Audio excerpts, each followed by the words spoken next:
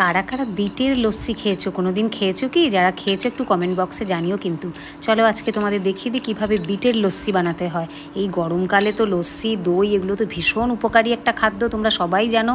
দইয়ের মধ্যে অনেকটা পরিমাণে প্রোবায়োটিক থাকে, যেটাতে খুব ভালো ব্যাকটেরিয়া থাকে, যেগুলো আমাদের দেহে সমস্ত খাদ্যকে হজম করতে সাহায্য করে। তো প্রথমে আমি কি করলাম, একটা বিট নিয়ে নিলাম, ছোট একটা বিট নিয়েছি, খুব বড় বিট নিয়ে নিই, কারণ খুব বেশি বানাবো না, অল্প পরিমাণেই বাড়াবো।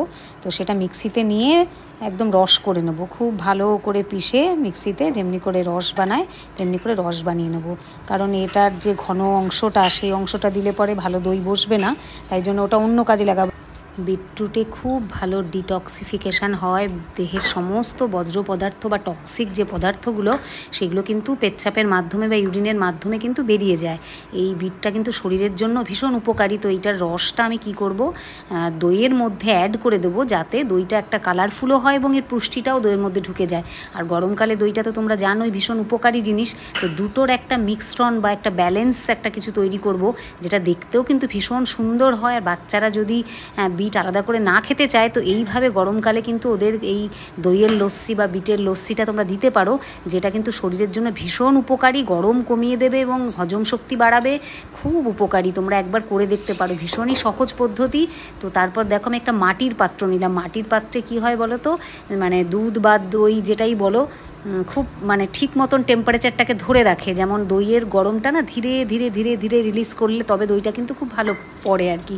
স্টিল বা অন্য কিছুতে তুমি যতটা ভালো দই ফেলতে পারবে, দেখবে মাটির পাত্রে কিন্তু অনেক বেশি বেটার ভালো দই পড়ে আর কি। টেম্পারেচারটা খুব ধীরে ধীরে রিলিজ করে, তো দইটা পড়তে সুবিধা হয়। যাই হোক, মাটির পাত্রে আমি দইটাকে বসিয়ে দিলাম। দেখতেই পেলে যে বিটটাকে আমি ডাইরেক্ট কিন্তু এখানে দেবো। বিট শুদ্ধ দইটা কিন্তু আমি জ্বালাবো না। অনেক সময় কি হয়, এমন দুধ ফেটে যেতে পারে আর কি, বাইরের কোনো অন্য পদার্থ দিলে পরে দুধটা ফেটে যেতে পারে, সেই ক্ষেত্রে অসুবিধা হতে পারে। তো ডাইরেক্ট রসটা তো কোনো খারাপ কিছু নয়, বিটের রসটা তো এমনিও খুব উপকারী একটা জিনিস, তাই জন্য রসটা আমি ডাইরেক্ট দুধে মিশিয়ে দেবো। তো সেইভাবে দেখো, দই যেভাবে পাতায় অল্প একটু দই নিয়ে নিলাম পুরনো, সেই দইয়ের ছাঁচটা দিয়ে এবার আমি দইটা বসিয়ে দেবো। এটা মাটির পাত্রে তোমরা বসাতে পারলে ভালো, যারা পারবে না তারা অন্য জায়গাও বসিয়ে নিতে পারো, তবে আমার মনে হয় মাটির পাত্রে দইটা অনেক বেশি সুন্দর হয়। তো এটাকে আমি বসিয়ে দেবো। গরমকাল এখন, খুব বেশি টাইম লাগবে না। আমি সকাল 7টায় বসিয়েছি, 10টার মধ্যেই কিন্তু আমার এটার সুন্দর একটা ঢাকনাও আছে দেখো। আর 10টার মধ্যে কিন্তু সুন্দর দেখো একটা দই পড়ে গেছে। এবার তোমাদের দেখাচ্ছি যে কি কালারফুল সুন্দর একটা দই পড়েছে। সেই দইটা আমি এমনিও খেতে পারো, তোমরা যেরকম দই খায় সেরকম খেতে পারো। তো দুটো পুষ্টি একসঙ্গে চলে গেল আর কি শরীরে, সেটা তো আছেই।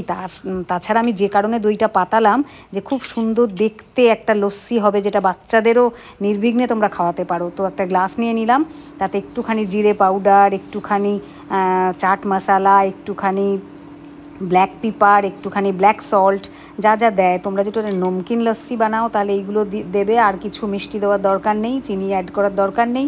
বাচ্চারা যদি না খেতে চায় তাহলে অল্প একটু চিনি অ্যাড করলেও করতে পারো, সেটা তোমাদের ইচ্ছা। তো আমি তো অ্যাড করলাম না, তোমরা এটাতে অ্যাড করলেও করতে পারো। এবার দইটাকে আমি মিশিয়ে দিলাম খুব ভালো করে। এরপর একটু ঠান্ডা জল মিশিয়ে নেব, সঙ্গে পুদিনা, ধনেপাতা এইগুলোও কিন্তু আমি ইউজ করবো। যেহেতু এটা নমকিন বানিয়েছি, মানে নোনতা বানিয়েছি, তাই জন্য আমি ধনেপাতা, পুদিনা পাতা এবং একটু কাঁচা লঙ্কা ফ্লেভারের জন্য এগুলোও কিন্তু এর সঙ্গে আমি মিশিয়ে দিয়েছিলাম। তোমরা তোমাদের ইচ্ছে মতন মিষ্টি যদি বানাও তাহলে এই পাতাগুলো ইউজ করার দরকার নেই, আর যদি মিষ্টি না বানাও, নোনতা বানাও, তাহলে অবশ্যই পাতাগুলো অ্যাড করো, কারণ এই পাতারও একটা খুব ভালো গুণাগুণ আছে, পুদিনারও গরমকালে খুব ভালো একটা উপকারিতা আছে। তো দেখো, আমি সাজানোর জন্য একটু পুদিনা পাতা ওপর থেকে দিয়ে দিলাম। তো তৈরি আমার বিটরুটের লস্যি। কেমন লাগলো অবশ্যই জানাবে কমেন্ট বক্সে। ভালো লাগলে লাইক, কমেন্ট, শেয়ার করে পাশে থেকো। Thank you.